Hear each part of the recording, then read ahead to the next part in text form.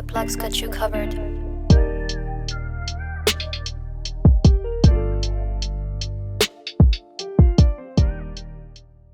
Beautiful, beautiful, beautiful, absolutely beautiful people. What is up and how y'all doing? Y'all know who this is. This is Valentine Unplugged, live from home. It's still coronavirus. It's still quarantine, and I'm still here. And I am still managing, luckily, during this quarantine period.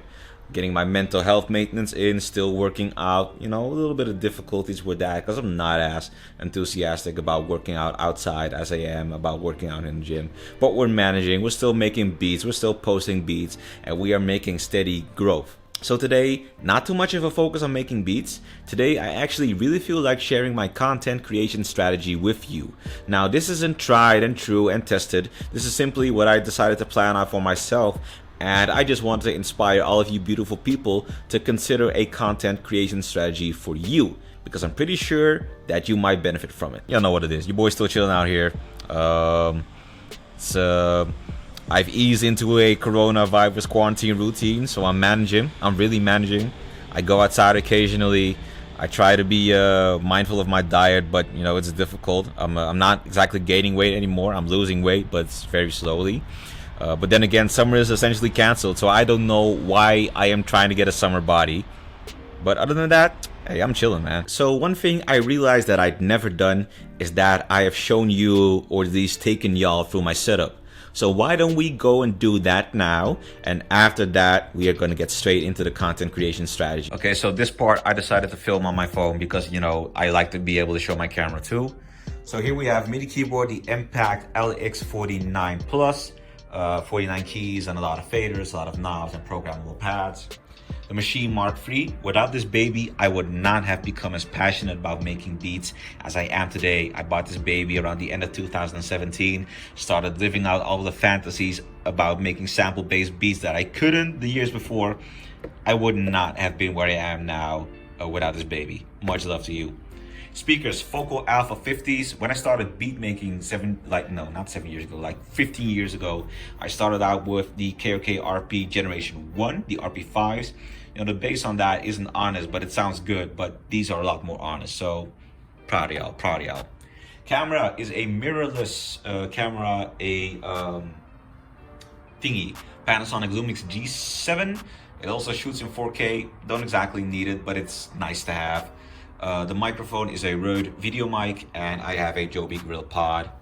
I have a Focusrite Scarlett Solo interface.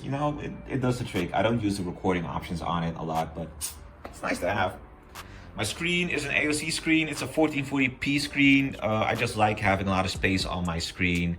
Being able to, especially in FL Studio, just being able to have a lot on my screen, big EQs and that kind of stuff. So it's good. Now, as for this big boy right here, I bought this bad boy in 2017. It's got a GTX 1080. It runs on a Ryzen 7 1700, which is overclocked to 3.8 gigahertz. It's got an SSD in it, cooler master, water cooling. I mostly bought this for gaming. And then soon I found out that Ryzen isn't really beneficial to FL Studio, but it is beneficial to video editing. So there's that. All right, so content creation strategy. I decided to wear a hat. So I decided that before going back to posting content on my channels, I needed to figure out who did I want to reach, how and with what kind of content am I going to reach them, and on which channels do I want to reach those people. So I figured a couple of things out. I figured that I want to reach artists, producers, and people that are just fans of beats, people that aren't necessarily artists or producers, but just like hearing good beats. I wanted to reach them on Instagram, I want to reach them on YouTube, and I want to reach them on TikTok. And I especially want to reach the younger demographic on TikTok because that's where they're active now. That's basically their social media channel.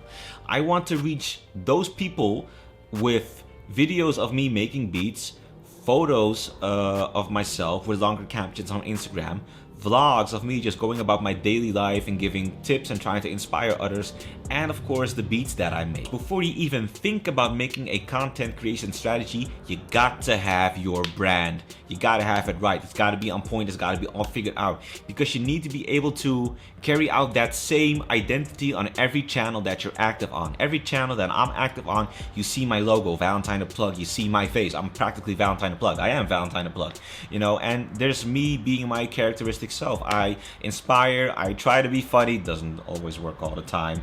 I try to be passionate about my craft, and I try to be flexible as well. I try to cater to the people I'm trying to reach.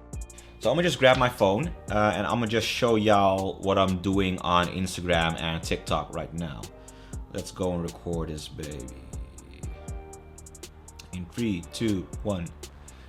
Okay, so we're here on my Instagram page right now. Top left corner, you can already see my new logo. I'm very happy about it. Now you can see there's a lot of consistency in my Instagram feed. I actually post beats on Mondays and Wednesdays, and I post vlogs on Fridays. So this video you're watching now, it was made on a Friday, it was shot on a Friday, edited on a Friday, posted on a Friday. So I try to keep that consistency so that the people that are following me on Instagram, that they have some kind of idea of what they can expect from me throughout the week. Now I am looking to add more content, of course, photos of me just sitting by my desk that are more inspirational of nature, and just videos of me just cooking up. So one thing that you can easily see when you look at my Instagram feed is the consistency in my feed, and that is also a defining factor, especially when I'm trying to attract customers. I want them to be able to navigate to the beat that they might have heard somewhere. Now what you can see in the highlights of my stories, I have beat of the day, I have healthy mind, which is more dedicated to mental maintenance, you know, trying to keep your mind right. I have reflection, which I haven't picked up yet, but I'm trying to do that as of next week. And I have a separate highlight for producer tips. So that's something that I still need to get into. Okay, so TikTok is a whole different animal. I haven't found what kind of content works for me. I do see what kind of content works, and it's not always the kind of content I like. So you see me starting off strong with one video. I had no idea it was gonna go viral, but I'm pretty happy it went viral. I just haven't been able to replicate its success, because in the videos after that I was practically doing the same and it didn't go viral, so it's not a guaranteed formula. So I have yet to figure it out. But what I'm trying to do on TikTok is that there's a lot of young fans of Dutch hip-hop on TikTok. So and as you know, I make a lot of English speaking content. I hardly try to cater to Dutch people or Dutch artists or anything. So I'm trying to reach especially Dutch people on TikTok. So I have yet to figure out what works. I'm gradually building my following, and I'm pretty confident that at one point I might find something that works, that I can stick to. I just have to keep trying. Now, one thing that you need to realize is that every form of content I post is instrumental to reaching the people I want to reach.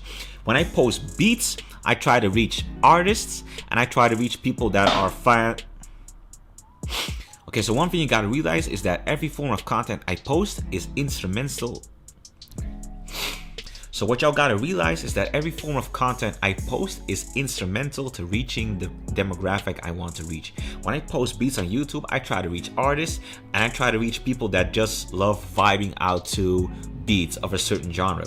So my keywords aren't exactly Bryson Tiller type beat anymore. They're more I describe moods in my keyword. I describe like long distance relationship type beat, toxic relationship type beat, relation problems type beat. Those are moods that are commonly found in R&B. Coincidentally, those are R&B beats that I posted. But when people just Google moods or anything, they might find my beats, and that might actually generate another form of engagement on YouTube.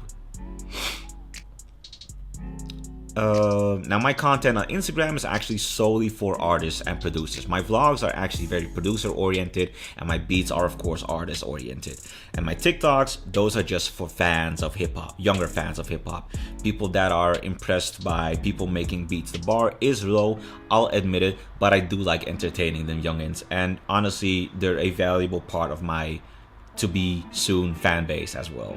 So if it's a content creation strategy you want to create for yourself, just make sure that you sit down and think to yourself, what's my brand and how am I going to carry out my brand identity on all the channels that I'm active on? Which kind of content do I enjoy making, because that is crucial, and how is it going to be beneficial to reaching the people I want to reach? And is it also sustainable? Do you enjoy making content? Because if you don't enjoy making content, please just stick to whatever is manageable for you. Please do not push yourself if you don't like making content. For me, this is sustainable because I like making content.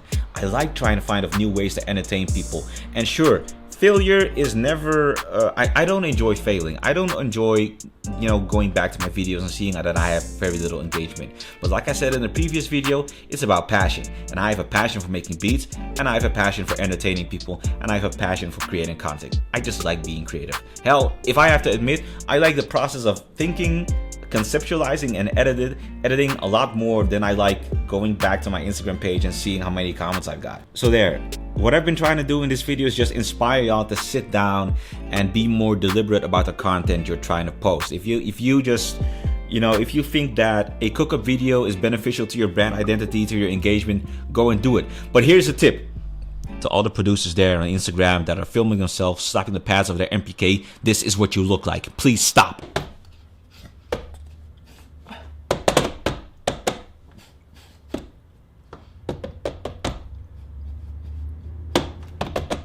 As long as you don't have a head-ass video like that, I'm pretty sure you'll be alright. Anyways, I appreciate you tuning into this video again. Y'all stay up, man. Stay safe during this corona period. Stay passionate. Peace.